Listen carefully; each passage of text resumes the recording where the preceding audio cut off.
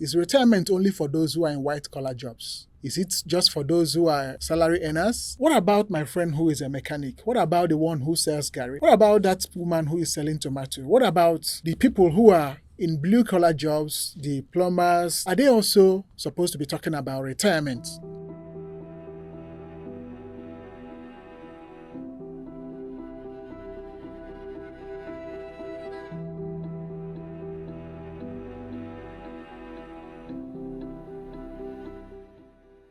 Now, I want to ask this question. Of course, everybody will have a time he will be off job, even before the due retirement. For those who are working, you could take some 30 days, 25 days, 15 days working leave. Or maybe you're a driver, you're driving, and at some point you feel like I should take some time and rest and give myself some vacation.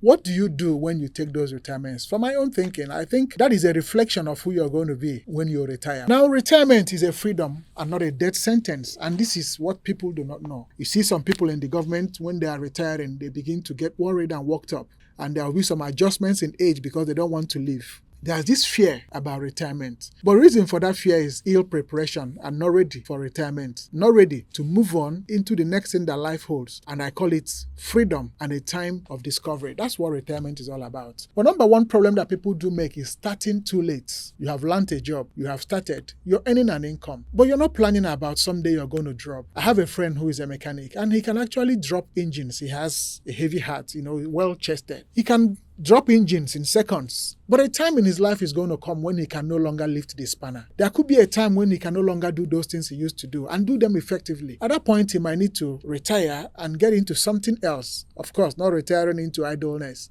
So at that point, what would he do? But our problem is that people do start late. For the one who has got a job, you think it's a small job. The pay is too small. I can't save. I can't do anything. It hasn't solved my problems, and you're talking about me saving for retirement that is going to come in years. So number one challenge is starting late.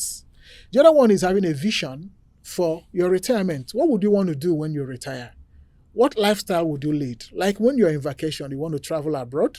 You want to do some globetrotting. You want to go see places. Would you want to live with your friends? I was discussing with a friend recently, and he's talking about living with his classmates, living with his roommates in school, and then sharing those old times together, having some kind of farm that will be commonly owned, that people will come into it, farm, live and all of those. That's his dream. That's his vision about retirement. And now, what kind of people do you want to have around you upon retirement? Do you want to be flowing or be going with the old gangs? You want to make some new friends? Do you want older people? When you retire, how would you want to live? Probably you want to stay having a driver driving you all around. You want to have a chef, or you want to learn how to cook, make your own food, maybe grilling. What kind of life are you hoping to live upon your retirement? Now, some people would want to retire. They want to live up to 90. They want to live up to 120, but they ignore health. If you don't take care of your health, that's one of the mistakes that people make before their retirement. You don't care about your health. You don't care about your well-being. You don't care about your stress level and how to manage them. You want to be everywhere. You want to impress people. That's another mistake that people make before their retirement. You can only retire when you're healthy. Otherwise, you may even be punctuated by life on her own. Now, people retire without a budget. How well would you want to be? I've seen some retirees who will come to functions and they come to a crossroad. They come to when people are in a fix. And you see them being able to come in handy with their financial support, coming in to help people solve issues. Now, what is the budget that you're drawing for your retirement? How much would you want to have? How much would you want to be worth before you say, I am fine and I want to leave the system? Some persons are planning on their children. They feel like training their children is enough retirement plan. Relying on children, relying on your family members may not be a very wonderful plan for you as one who is intending to retire and retiring well. So this is one common challenge we have in Africa, where we depend so much on people. I have helped him, and of course, he should help me at my old age. That may be a wrong way to plan your retirement. Now, there are people who are the working class, those who are salary earners, and they have they're in the organized, private sector. They are well paid, and they have opened what we call the retirement savings account. But I want to say, is your retirement savings account enough for your retirement? Is it something you should rely on? Should you rely on the government security or this kind of products or offers for your retirement? Is it enough? But I'm wondering if that should take you a long way if you should rely on your retirement savings account. One other mistake that people make is to ignore inflation and the exchange rates. How much you have in your account today, in your retirement savings account, how much you have in your business, how much you have built up as a capital, you have stashed it somewhere and it's waiting.